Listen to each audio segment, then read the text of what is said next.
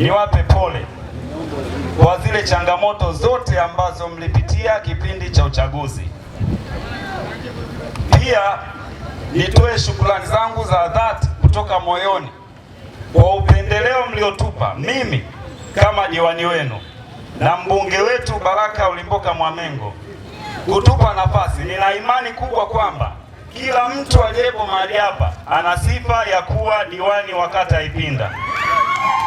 Kila mwananchi aliyepo katikati yetu hapa ana kila aina ya sifa ya kuwa mbunge wa wilaya yetu, wa jimbo letu la Kyela. Lakini mmetuchagua sisi, mimi na mheshimiwa mbunge, kuwawakilisha. Tunawashukuru sana. Mheshimiwa mbunge, kata yetu inawezekana ndio kata kubwa kuliko kata yoyote iliyopo katika halmashauri ya wilaya ya Kyela. Kata yetu ina vijiji 11. Kila kijiji kina changamoto zake. Wananchi waliojaa mahali hapa siku hii ya leo, kila mmoja ana hamu ya kufikisha changamoto ambazo zinawasumbua huko wanakotokea. Tunajua kwamba muda unaweza usio rafiki. Mimi nitaweza kuwawakilisha kwa changamoto chache, lakini sitakuwa na maneno mengi kwa sababu nahitaji kuwapa nafasi wananchi wetu na wao pia waweze kusema yale yote ambayo yanawasumbua kule wanakotokea. Nikianza moja kwa moja na wewe mwenyewe mheshimiwa mbunge, kama nilivyosema, halmashauri yetu ina kata 37. Ina kata 33. Asante. Umechagua kata yetu kuwa miongoni mwa kata za kwanza kuja kufanya ziara. Pamoja na ratiba yako kuwa ngumu, una vikao vya bajeti Dodoma, umetenga muda wako kuja kuwasikiliza wananchi wa Ipinda. Tunakushukuru sana kwa niaba ya wananchi wa Ipinda. Karibu sana Ipinda. Nikianza na kijiji chetu cha Ipinda. Kijiji chetu cha Ipinda ndiyo kitovu cha kata yetu ya Ipinda. Wananchi wote wa kata ya Ipinda sehemu yao kubwa ya kuja kutatua changamoto zao ni hapa kata ya Ipinda. Tuna changamoto kubwa ya maji, amesema katibu wangu wa chama hapa, na kuomba mheshimiwa mbunge, hii changamoto ya maji naomba uipe kipaumbele sana, kwa sababu sio hapa katikati ya mji Ipinda tu, vijiji vyote 11.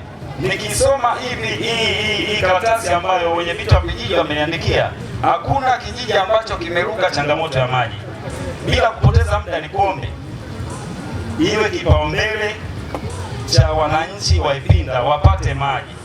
Lakini tuna kijiji cha Ikulu, tulianza ujenzi wa shule ya mchepuo wa Kiingereza, imeenda lakini mpaka leo hatujui inaishia wapi, kwa sababu nimejaribu kumsumbua afisa elimu kwa muda mrefu sana, hajanipa majibu ya kutosheleza. Nafikiri kama afisa elimu atakuwepo hapa anisaidie kuwajibu wananchi wa kata ya Ipinda ambao wamekuwa wakinisumbua kila siku kupata majibu kuhusu shule ya mchepuo wa Kiingereza. Lakini nje na shule ya mchepuo wa Kiingereza tuna vitongoji mpaka leo hii. Tunaamini kwamba serikali ya Jamhuri ya Muungano wa Tanzania chini ya rais wetu mpendwa Daktari Samia Suluhu Hassan haina nia yoyote ya kuhakikisha kwamba wananchi wake mpaka kufikia zama hizi wanakosa nishati ya umeme. Lakini mheshimiwa mbunge, nasimama hapa mbele yako kuambia kwamba mpaka dakika hii kata yetu ya Ipinda kuna vitongoji mpaka muda huu naongea hawajapata nishati ya umeme. Hivyo ni kuombe kama nguzo mojawapo ya maendeleo kwa wananchi, tupigane tuhakikishe wananchi wote wanapata nishati ya umeme. Lakini kuna mfupa mgumu ambao umekuwa ukisumbua kata yetu ya Ipinda. Kijiji cha Kisale kina barabara inaita Kasiabone. Barabara ya Kasiabone wamepita watu wengi sana. Wananchi wamekuwa wakilia kila kuitwapo leo mpaka muda huu hapa. Ikikupendeza siku yoyote ukipata nafasi, najua ratiba yako ni ngumu, upite utembelee barabara ya Kasiabone uone jinsi wananchi wanavyoteseka, na hususan kipindi hiki tunaelekea mafuriko. Tuna kijiji kinaitwa Kanga, tuna kijiji kinaitwa Ikumbilo, tuna kijiji kinaitwa Kingiri, wana daraja linaitwa Kakolia. Hiyo imekuwa kero ya vijiji vitatu kwa miaka mingi sana. Wananchi wamekuwa kila siku wakileta hiyo kero, hakuna daraja. Wanafunzi ikifika muda wa mafuriko hawawezi kwenda shule. Mheshimiwa mbunge, nikuombe daraja hilo ulipe kipaumbele, na ikiwezekana, najua miongoni mwetu watu wa TARURA wapo, watuambie ni namna gani wataweza kuwasaidia wananchi wa kijiji cha Kanga na Kingiri kuhakikisha lile eneo tunapata daraja. Ipinda oye! Ipinda tupo? Niendelee au niishie hapa? Mheshimiwa mbunge, hizi kelele zote unazosikia najua ni ishara tosha kwamba kila ninachokisema hapa kinawagusa wananchi wa kata ya Ipinda. Kijiji cha Ikumbilo walibahatika kupata barabara inaitwa Silimiku, inapita kwenye shule ya Silimiku. TARURA walitoa pesa kiasi, tulilima kwa kiwango cha kokoto, lakini hatukumaliza, ilishia njiani. Yaani ni sawa na umeoga lakini umevaa nguo chafu. Kwa hiyo Mheshimiwa mbunge, nikuombe barabara ya Silimiku kwenda Kingiri, kipande kilichobaki ni kilomita 2 tu. Tuwaombe TARURA watenge fedha tumalizie ile barabara ili kuondoa kero. Haina maana umemwaga kifusi kilomita 2 alafu zimebaki kilomita 2. Maana yake mwananchi wa kata Ipinda anayetaka kwenda Kingiri kupita njia ya Silimiku atembee kwenye barabara nzuri kwenye kilomita 2, baada ya hapo aende kwenye mashimo na utelezi. Sidhani kama hiyo, Mheshimiwa mbunge, inaweza kuwa nia ya dhati ya kwako wananchi wa Ikumbilo, wa Kingiri na Kanga waendelee kuteseka. Tunaomba ulipe kipaumbele. Yapo mambo mengi sana ambayo vijiji vimeandika hapa. Tuna kitongoji cha Punguti kule Magunga, wanateseka. Sitaendelea kupoteza muda mwingi. Hili karatasi limejaza kila neno nililolisema hapa na mengine ambayo sijasema, ambayo tayari nimemkabidhi Mheshimiwa mbunge. Nikuombe mbunge upitie kimoja badala ya kingine. Zipo changamoto ambazo mimi sitasema hapa kwa sababu ya muda, hali ya hewa kipindi hiki sio nzuri. Tuwaruhusu wananchi, lakini pia niwaruhusu wananchi, niwaombe wananchi. Kyela oye! Na huku tuliomzunguka tulipanga kibinadamu kwa leo tutakutana Ipinda, lakini Mungu kwa hekima yake ametufikisha siku ya leo tukiwa wazima. Tuna haja ya kumshukuru Mungu.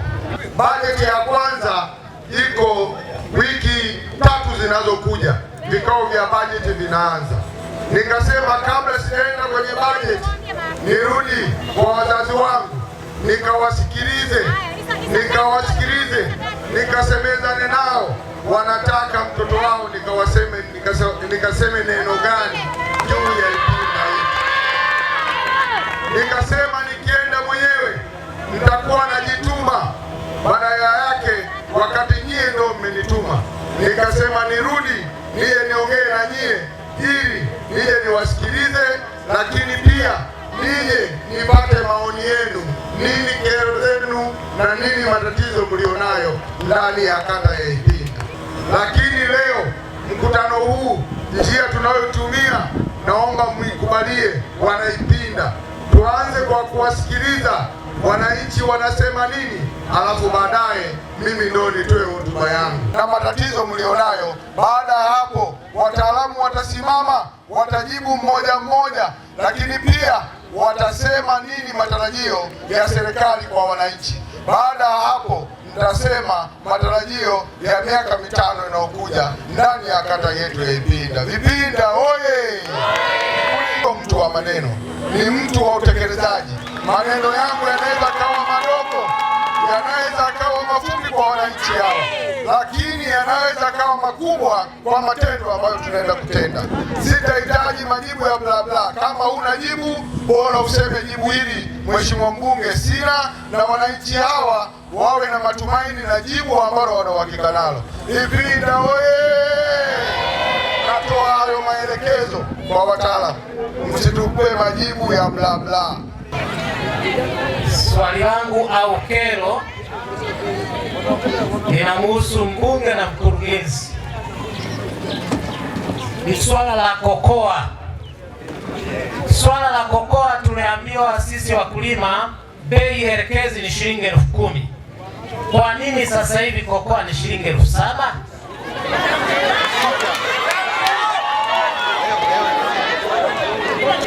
Kwa nini bei imeshuka wakati bei elekezi ni shilingi 10,000? Kama zao la kokoa lina shida, tunaomba halmashauri ishushe ushuru, kwa sababu ndio unaosababisha kokoa kushuka. Tunaomba majibu ambayo yanaeleweka. Asante. Badia Makaniemba ni mkazi wa Ikulu chini. Mheshimiwa mbunge pamoja na diwani, tunashukuru sana kwa mazungumzo mazuri na hekima kubwa kutuambia sisi wananchi. Hoja yangu kubwa, alikuja waziri wa vijana pale chini karibu na kituo cha polisi kutuhamasisha sisi vijana tupate mikopo ya pikipiki, lakini mpaka sasa hivi tumefanya protokoli zote, mpaka sasa mheshimiwa tunapigwa chenga. Wamepata Chama cha Mapinduzi mpaka vinazinja. Sisi tulitangulia, lakini hatuelewi sisi tufanyaje. Mimi sina neno lingine nazungumza hivi. Asante kwa kunisikiliza. Kwa majina naitwa Israeli Joshua Mwainyaga. Awali ya yote nipende kumshukuru Mwenyezi Mungu kwa kutuamsha siku ya leo sote kwa pamoja, lakini nishukuru kwa kupata nafasi hii adhimu. Nishukuru kwa kupata nafasi hii adhimu siku ya leo kuwakilisha mawili matatu juu ya jimbo letu, hasa kata yetu ya Ipinda. Wengi wamezungumza mengi, mimi naomba nizungumze kwenye nyanja tatu, na haya si maswali bali ni kero. Kero ya kwanza iko upande wa afya kwenye kituo chetu cha afya cha Ipinda. Mengi wamezungumza, lakini nizungumze hili moja ambalo halijagusiwa. Ukienda pale maternity wana mashine moja ya kupumulia, na wagonjwa wanafika zaidi ya mmoja wenye uhitaji wa mashine ile. Hususani jana pametokea mgonjwa anahitaji huduma mashine inatumika kwa mgonjwa mwingine. Ile ni kero kwa wanaipinda wote na wale wote wanaotumia hospitali, naomba ulichukue kama lilivyo. Jambo la pili nilizungumzie kwenye barabara ndogo ndogo katika kijiji cha Ipinda. Barabara nyingi zimelimwa kwa mikono ya wananchi, zingine zimelimwa nguzo za umeme zikiwa katikati ya barabara, na dhumuni la kulima barabara hizi ni kurahisisha usafiri toka pointi moja kwenda pointi nyingine, si kwa baisikeli wala kwa pikipiki, hata kwa gari. Tatolea mfano barabara mbili. Barabara ya kwanza ni kutoka kwa mwenyekiti wa kitongoji Ipinda chini kuelekea mbugani eneo la Loma. Pale barabara imelimwa na wananchi, nguzo za umeme zimekatisha katikati.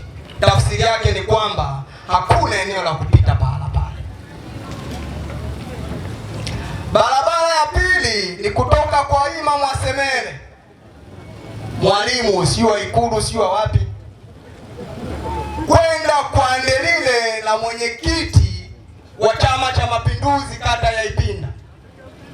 Ile barabara imepigwa pini katikati na nguzo. Kwa eneo lile ni mpasa, haliwezi likapitika. Niliombe lifanyiwe utatuzi kwa sababu ni eneo nyeti sana kwa wananchi.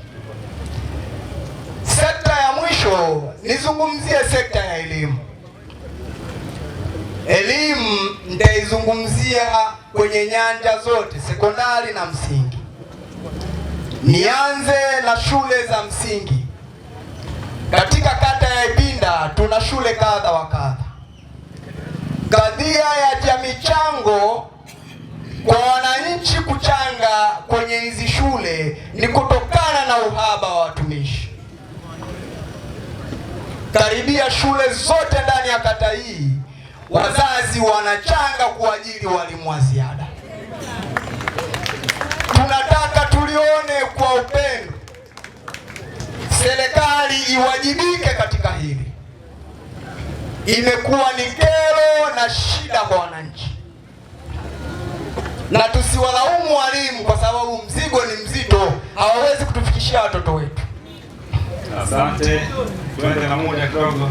Samahani, ni mambo nyeti kwa sababu yanahusu maisha yetu. Jambo la pili, kwenye shule za msingi hapo ni upungufu wa madawati na majengo. Karibia shule zote kwenye kata hii zina upungufu wa madawati, lakini shule ya Mwenge imezidiwa kila kitu. Imezidiwa matundu ya vyoo, imezidiwa majengo, imezidiwa madawati. Idadi ya wanafunzi ni kubwa kuliko watumishi na vitendea kazi vyote havitoshi. Tulikuwa tunaomba mbunge na diwani, mna wajibu katika hili, mtufikishie taarifa kwa mkurugenzi. Eneo letu la tarafani lile watuwekee shule pale. Mwenge imezidiwa. Mr. Lucas yule tunamtesa, ana watoto karibia 2000 na usheba, hawezi akibeba ile shule, ipasuke. Tutengeneze shule ya msingi nyingine. Sekondari, kata ya Ipinda ina sekondari 2 tu. Sekondari ya Kafundo ambayo imekusanya shule 2, nikizungumzia ina O level na advance level. Pana uhaba wa walimu pia. Pana uhaba wa mabweni, hayatoshi. Ningeliomba mbunge, ili bungeni kalilalamikie, kwa sababu wajibu wako ni kuwasemea watu wako. Ipinda sekondari. Ipinda sekondari changamoto zinafanana sana na Kafundo, japo Ipinda ni shule ya O level pekee. Ile shule changamoto ni watumishi, walimu wa hesabu wachache, wa biashara hatuna, na pale watoto wanasoma biashara. Tafsiri yake tunatengeneza zero ya kesho, alafu lawama tutakuja kuwatupia walimu kwamba wafundishi.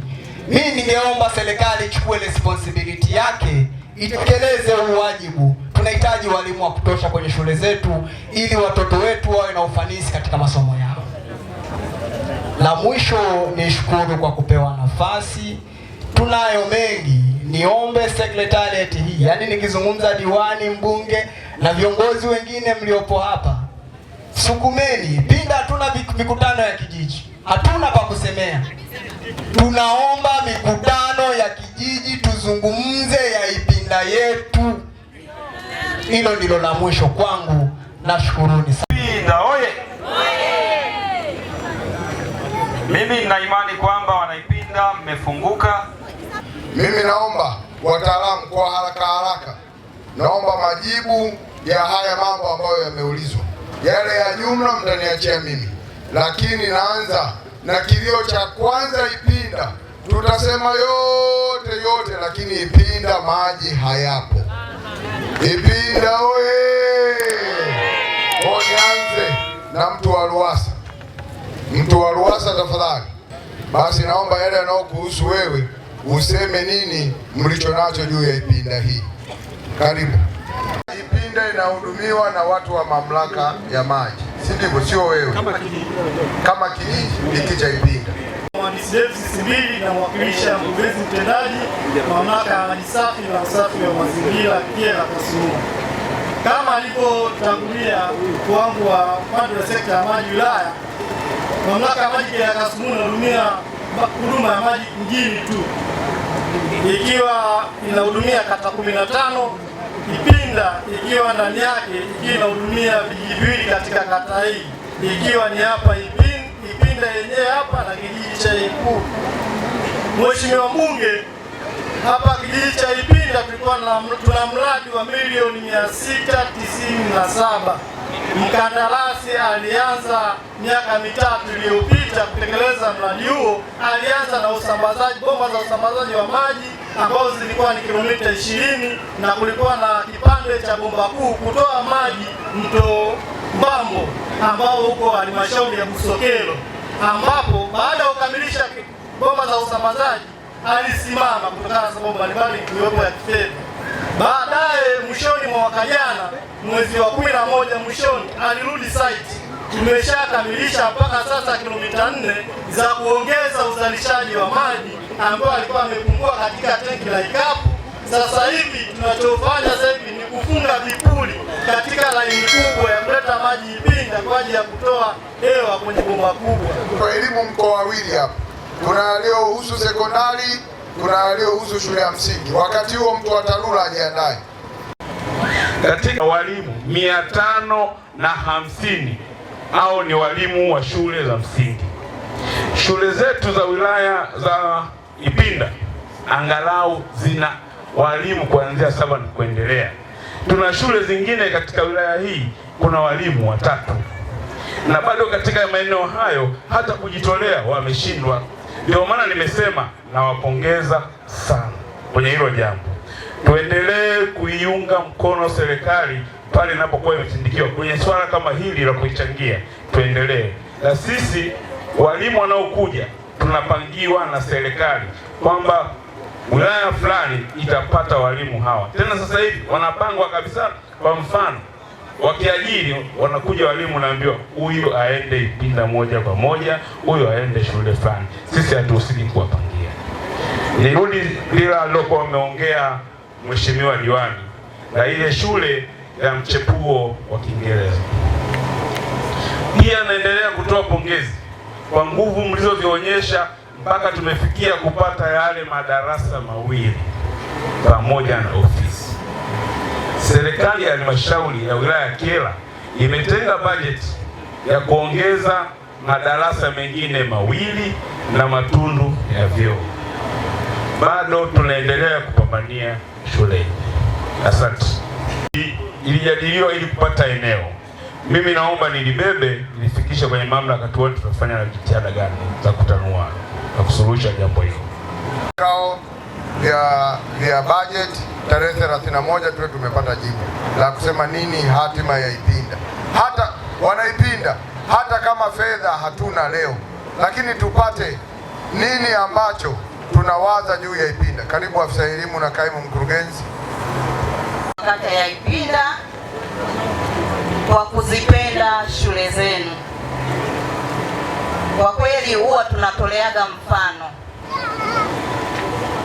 Naomba niende kwenye upungufu wa walimu.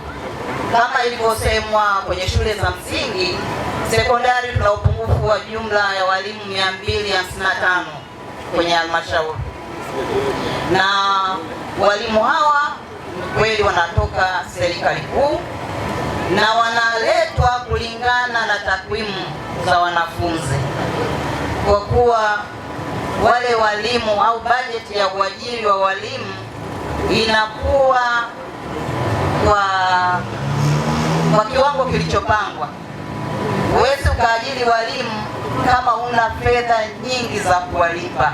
Kwa wale ambao wanaajiriwa wanagawanywa kulingana na hali mbaya ya watumishi kwenye shule, lakini pia kwa kusaidiana na nyinyi wananchi.